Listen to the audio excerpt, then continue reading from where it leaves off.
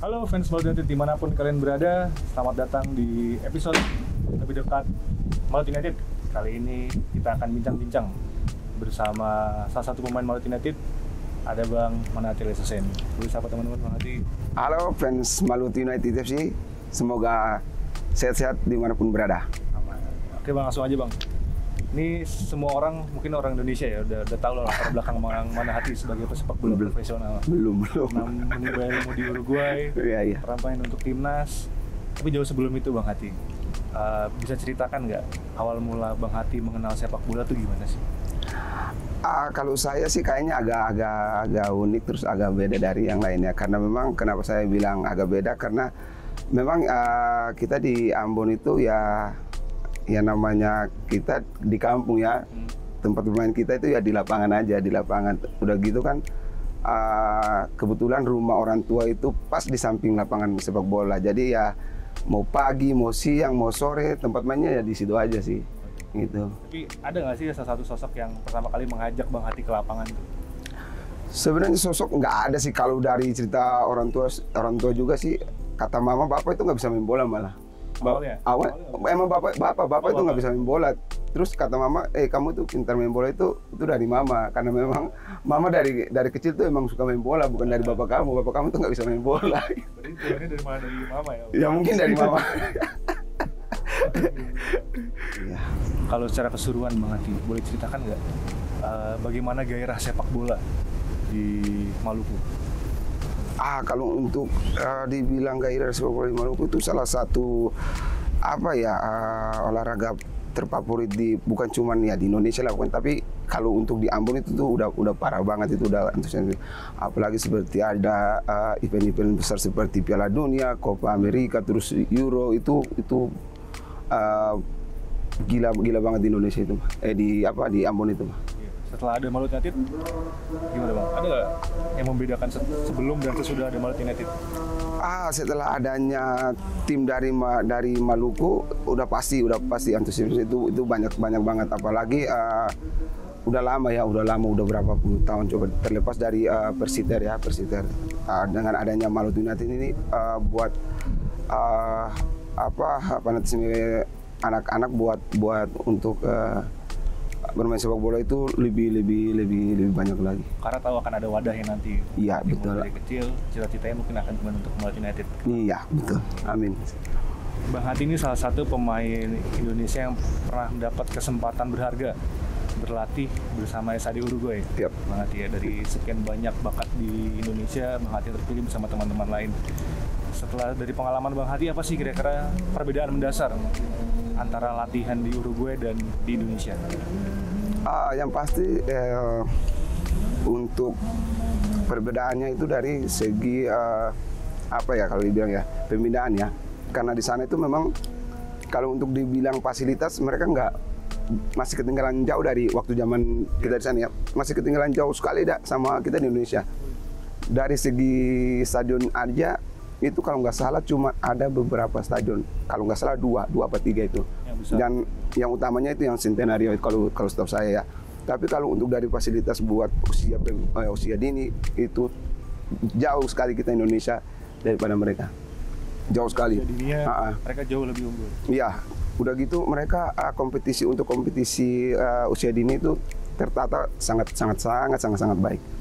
Jadi mulai dari 16, mulai dari kalau nggak salah di bawah lagi itu 13, 16, 19 sampai 20. Itu jadi itu sangat tertata untuk pembinaan usia dini mereka, makanya sangat jauh ketinggalan kita Indonesia sama mereka. Berarti di sana dapat kesempatannya bermain dari U berapa berarti? Saya waktu ke sana itu langsung udah gabung sama U19-nya, udah U19-nya. Oke. Sebenarnya fasilitas masih unggul sini Bang, kalau dulu ya masih unggul sini. Kalau untuk fasilitas, untuk stadionnya masih unggul kita sini. Kita di Indonesia banyak berapa puluh stadion, banyak. Tapi kalau mereka mungkin sekarang ini juga yang saya ikutin, yang ada beberapa akun yang saya ikutin, cuman ada Nasional, Peñarol, sama stadion utamanya ada yang Centenario. Itu doang itu. Nah tadi Bang Hati poinnya adalah perbedaannya dari pembinaan usia dini kan Bang? Iya. Setelah itu kan memang dulu di Indonesia belum ada ya Pak waktu itu ya Bang? apa sudah ada? Waktu itu udah ada kompetisi kalau nggak salah Medco udah ada, terus kalau nggak salah Suratin udah ada. Cuman kan kita rata-rata di Indonesia ini kan mungkin nggak tahu ya sekarang ini ya, tapi kalau yang waktu itu kan persiapan usia dini itu pas ada kompetisi usia dini aja, misalkan kayak Suratin, Medco, itu ada persiapan. Tapi kalau sana enggak, mereka tuh emang berjenjang, emang mereka terus gitu. Mungkin kalau sekarang yang di Indonesia menyerupai EPA ya? Ya mungkin EPA. Si dampak setelah ada EPA ini mungkin Bang Hati melihatnya bisa jadi akan luar biasa mungkin. Bisa jadi, tapi mungkin masih kurang dari segi fasilitas dan lain-lain. Ya, Bang Hati, dari sekian banyak pengalaman Bang Hati di Uruguay, di Indonesia, kira-kira apa pengalaman paling berkesan dan tak terlupakan selama berkarir di dunia sepak bola, Bang? Berkesan, kalau ya sebenarnya ya sama aja sih, karena kita di sana cuman latihan, terus bertanding. Terus mungkin di sana itu ada yang ada momen yang dimana saya anggap lucu atau tapi nggak patut ditiru sih, karena memang kita di sana kan selain latihan bola terus ada bertanding, tapi ada di sisi dengan sekolah. Jadi kita sekolah bahasa Spanyol sama komputer. Udah gitu kita kan bukan di kayak di satu tempat, tapi kita memang langsung langsung di sekolahnya. Kita datang langsung ke sekolahnya. Gitu. Sama kalau untuk bergaul sih enggak sih, karena memang kita dia ditaruh satu kelas. Nah, terus ada penerjemahnya juga yang dulu main di Indonesia, kalau nggak salah itu di Persikat Depok kalau nggak salah. Mantan pemain namanya Alexa. Jadi ada itu sering setiap kita belajar itu setiap waktu sekolah itu, kalau kita kelas itu kan kebanyakan ada memang pemain yang memang ke sekolah itu memang buat belajar biar bisa tahu juga kan. Seperti kayak Yandi, Alvin, Samsir, mereka itu yang memang emang kesana buat memang sekalian buat belajar memang benar-benar. Tapi kalau yang kayak kita ini kan ke sekolah cuma buat terpaksa gitu biar soalnya kan ada peraturan kalau nggak ke sekolah itu kita dipotong uang sakunya. Gitu. Makanya ya udah daripada dipotong uang saku kita ke sekolah. Makanya kalau setiap kita emang lihat gurunya nih dia ngajar, tapi pas dia mau nanya misalkan Mana Hati, coba kamu jelaskan ini, pura-pura tidur. Nanti kalau dia udah pindahin pertanyaan ke pemain lain atau siswa lain lagi, kita bangun lagi. Itu sih mungkin yang memang berkesan buat saya sih selama di sana sih.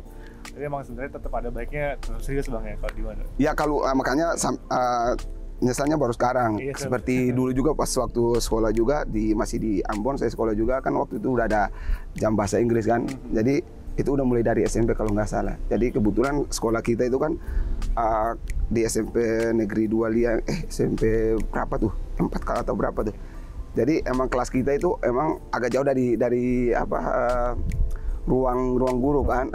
Jadi kalau saya udah lihat guru bahasa Inggris dari sana, saya langsung bilang ke teman-teman saya, bilangin ya, saya nggak masuk ya, bukan jendela.